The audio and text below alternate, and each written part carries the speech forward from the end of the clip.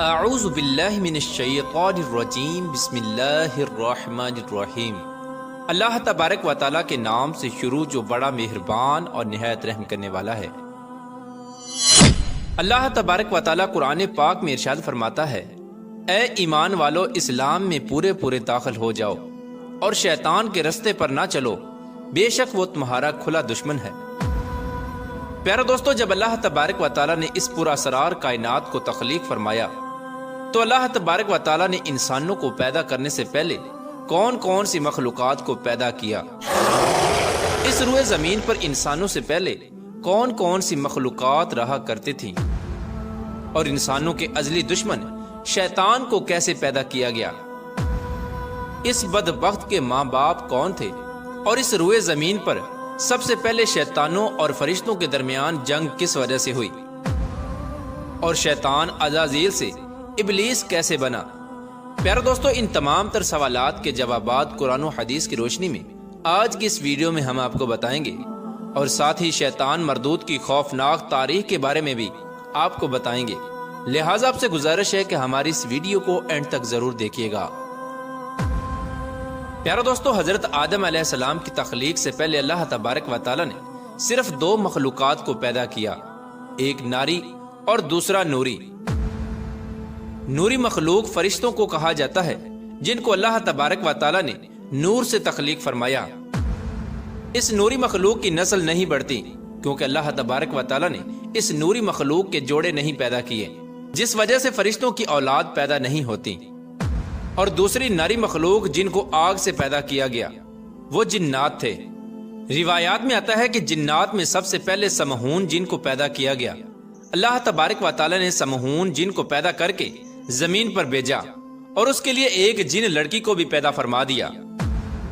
اس طرح اس جن نے اس لڑکی سے شادی کر لی، جس سے ان کی نسل خوب بڑی اور یہ جنات اتنے زیادہ ہو گئے کہ پوری روئے زمین پر پھیل گئے۔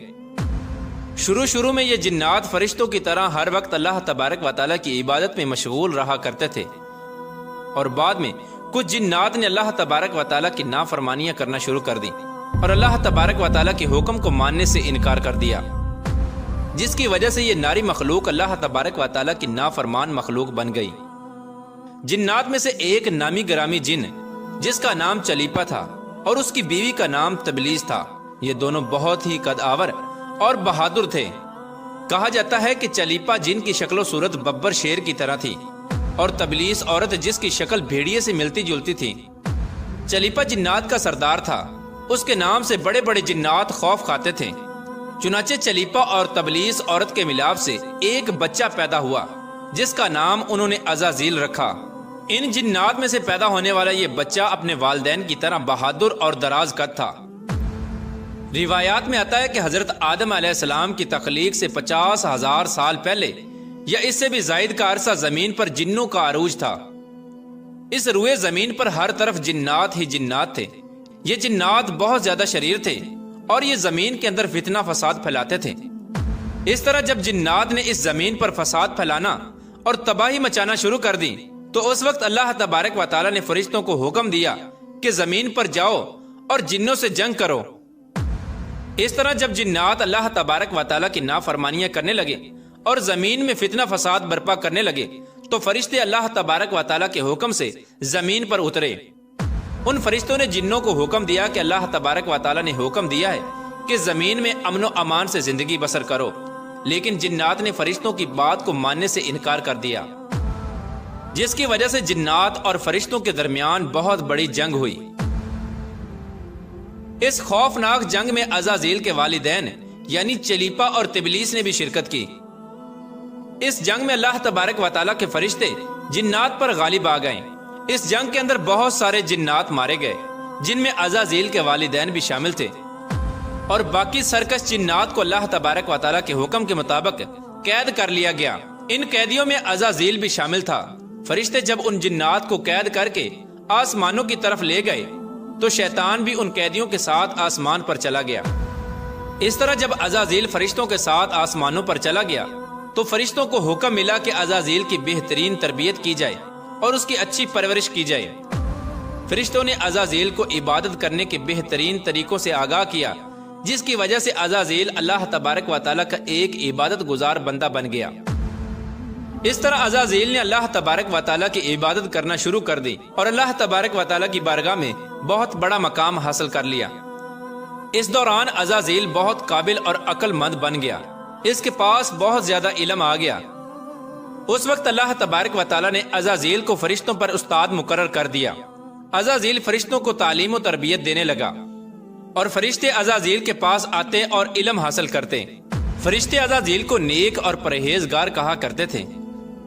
حضرت کعب بن احبار رضی اللہ تعالیٰ عنہ بیان کرتے ہیں کہ عزازیل 40,000 سال تک جنت کا خزانچی رہا اور 80,000 سال تک وہ فرشتوں کے ساتھ رہا اور 20,000 سال تک عزازیل فرشتوں کو تعلیم و تربیت دیتا رہا۔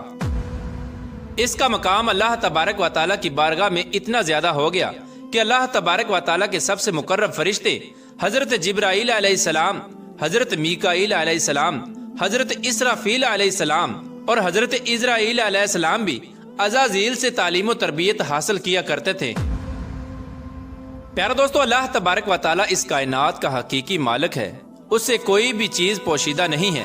اللہ تبارک و تعالیٰ کو اس بات کا علم تھا کہ یہ عزازیل ایک دن میرے حکم کو جھٹلا دے گا اور اس کا خاتمہ کفر پر ہوگا۔ چنانچہ ایک دن عزازیل کا گزر لوح محفوظ کے قریب سے ہوا تو عزازیل نے لوح محفوظ پر دیکھا جس پر لکھا ہوا تھا کہ میں شیطان مردود سے اللہ کی پناہ مانگتا ہوں۔ اس تحریر کو پڑھنے کے بعد تقریباً 2000 سال تک عزازیل روتا رہا اور اللہ تبارک و تعالیٰ کی عبادت میں مصروف رہا۔ عزازیل اللہ تبارک و تعالیٰ کی بارگاہ میں یہ سوال کرنے لگا، یا رب العالمین، یہ اتنا بڑا شیطان مردود کون ہے جس سے پناہ مانگی جا رہی ہے؟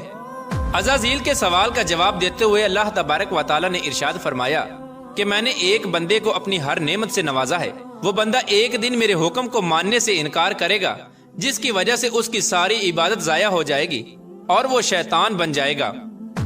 اللہ تبارک و تعالیٰ کا یہ فرمان سننے کے بعد عزازیل ہر وقت یہ سوچتا رہتا کہ وہ شیطان مردود کون ہوگا۔ چنانچہ عزازیل نے اللہ تبارک و تعالیٰ سے کہا کہ یا رب العالمین، میں اس شیطان مردود سے ملنا چاہتا ہوں۔ تو اس وقت اللہ تبارک و تعالیٰ نے عزازیل کو فرمایا کہ تو جلد ہی اس بندے کو دیکھ لے گا۔ اللہ تبارک و تعالیٰ کا یہ فرمان سننے کے بعد ایک بار پھر شیطان کئی ہزار سال تک اللہ تبارک و تعالیٰ کی عبادت میں مصروف رہا۔ پھر اس کے بعد اللہ تبارک و تعالیٰ نے فرشتوں میں یہ اعلان کیا کہ میں زمین پر اپنا خلیفہ مقرر کرنے والا ہوں۔ عزازیل کو جب اس بات کا علم ہوا کہ اللہ تبارک و تعالیٰ ایک ایسے انسان کو پیدا کرنے جا رہا ہے جس کے پتلے کو بنانے کے لیے آسمانوں اور زمینوں سے مٹی کو اکٹھا کیا جا رہا ہے، چنانچہ جب اللہ تبارک و تعالیٰ نے حضرت آدم علیہ السلام کے پتلے کو پیدا کیا تو اس پتلے کو 40,000 سال تک اسی طرح پڑا رہنے دیا، تو وہ پتلا 40,000 سال تک اسی طرح پڑا رہا، اس میں جان نہ ڈالی۔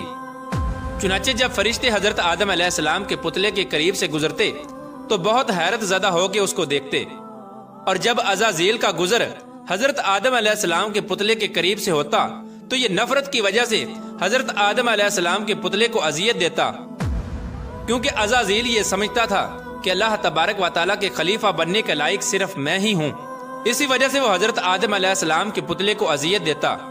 جب عزازیل حضرت آدم علیہ السلام کے پتلے کو مارتا تو اس کے اندر سے مٹی کے کھنکنے کی آواز آتی۔ چنانچہ جب اللہ تبارک و تعالیٰ نے حضرت آدم علیہ السلام کو تخلیق فرمایا اور اس کے اندر روح بھی داخل کر دی تو اس دن اللہ تبارک و تعالیٰ نے سب فرشتوں کو حکم دیا کہ سب میرے پاس اکٹھے ہو جاؤ۔ جب سارے فرشتے اللہ تبارک و تعالیٰ کی بارگاہ میں حاضر ہو گئے تو اللہ تبارک و تعالیٰ نے حکم دیا کہ میں زمین پر اپنا ایک بندہ پیدا کرنے والا ہوں جو زمین پر جا کر میرے حکم کی تعمیل کرے گا۔ تو اس وقت فرشتوں نے اللہ تبارک و تعالیٰ کی بارگاہ میں عرض کی، یا رب العالمین، یہ بندہ زمین پر جا کر تیرا نافرمان ہو جائے گا، ہم تو ہر وقت تیری عبادت میں مصروف رہتے ہیں۔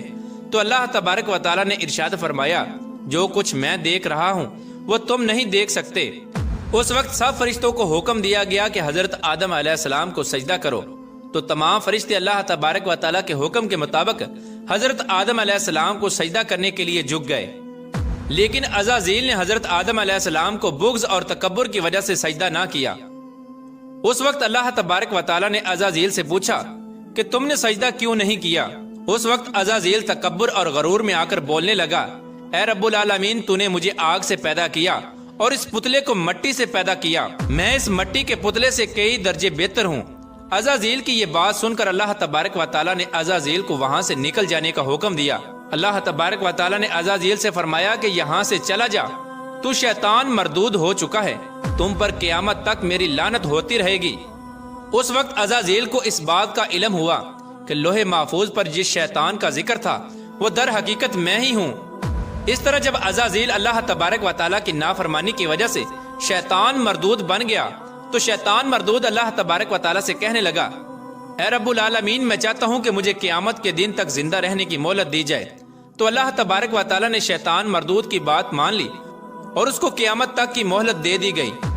اس وقت شیطان مردود اللہ تبارک و تعالیٰ کی بارگاہ میں عرض کرنے لگا، میں تیرے بندوں کو تیری راہ سے بھٹکاؤں گا اور ہر طرح سے تیرے بندوں کو تیرے حکم کا نافرمان بناؤں گا، اور بہت سارے تیرے بندے میرے شکنجے میں آ کر تیری نافرمانی کریں گے اور گناہوں کے اندر مبتلا ہو جائیں گے۔ اس وقت شیطان مردود کو اللہ تبارک و تعالیٰ نے ارشاد فرمایا کہ تو میرے بندوں کو میری راہ سے بھٹکائے گا اور میری نافرمانیوں کے اندر مبتلا کرے گا، میری رحمت بہت بڑی ہے، میں اپنے کرم فضل سے اپنے بندوں کو معاف کرتا جاؤں گا۔ پیارے دوستو، اس طرح غرور اور تکبر کی وجہ سے عزازیل شیطان مردود بن گیا اور اللہ تبارک و تعالیٰ نے لعنت کا طوق اس کے گلے میں ڈال کر اس کو آسمان سے نیچے پھینک دیا، اور شیطان مردود ہمیشہ ہمیشہ کے لیے اللہ تبارک و تعالیٰ کی رحمت سے دور ہو گیا۔ پیارے دوستو، روایات میں آتا ہے کہ جب قرب قیامت دوسرا سور پھونکا جائے گا تو اس وقت اللہ تبارک و تعالیٰ شیطان کو دردناک موت عطا فرمائے گا، اور اس کے بعد شیطان مردود کو ہمیشہ ہمیشہ کے لیے جہنم میں داخل کر دیا جائے گا۔ اللہ تبارک و تعالیٰ سے دعا ہے کہ اللہ تبارک و تعالیٰ ہمیشہ اپنی فرما برداری میں زندگی گزارنے کی توفیق عطا فرمائے۔